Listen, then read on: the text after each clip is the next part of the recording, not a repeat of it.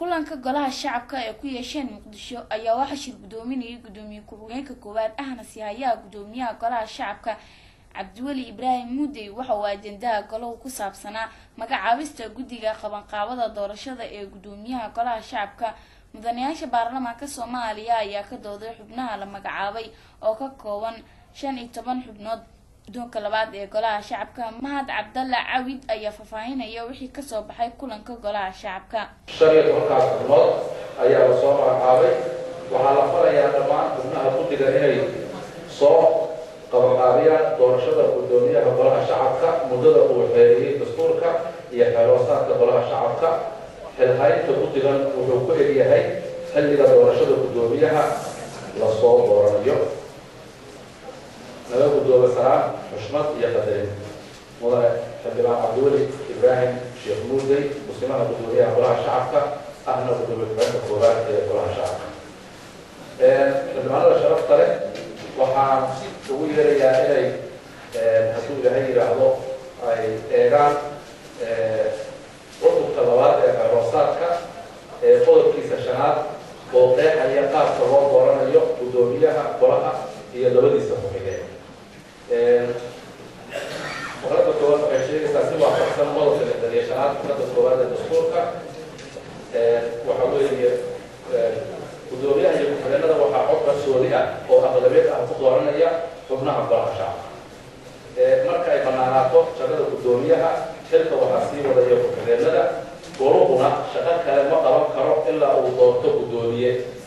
تاسو كل عيسى شغل طبعا في الشغل كله هذيك الفرد المفردة waxaa dhacda marka qaarkood inay istiqaalad timaado kan fadhiga oo xiran marka xeeroosaadku wuxuu sheegayaa haddii kan fadhigu xiran yahay fadhiga ugu horeeya ee kan fadhiga xiga ayaa lagu dooranaya marka hadda kan fadhigu waa inoo furan yahay musharaxiinta doonaysa in loo doorto xilka gudoomiyaha ku-xigeenada waa inay yihiin xubno ka tirsan golaha shacabka musharax kasta waa inuu soo gudbiyaa qoraal muujinaya rabitaankiisa oo ay la socdaan 2 sawir iyo taariikh nololeedka CV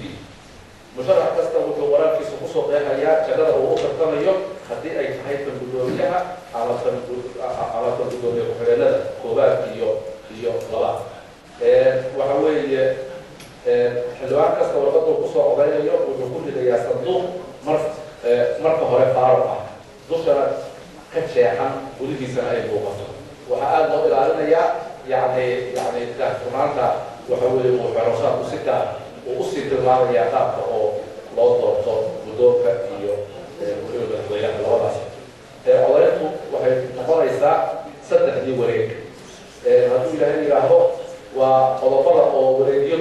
هي 6 واصل الريفيري وحوي حراسات بقصة عام هاي وعنا ما دام أنا شغال كلام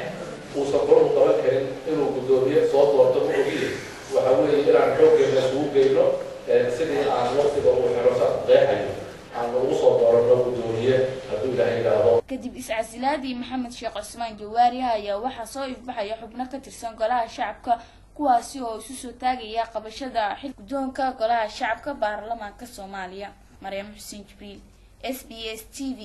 magaalada Muqdisho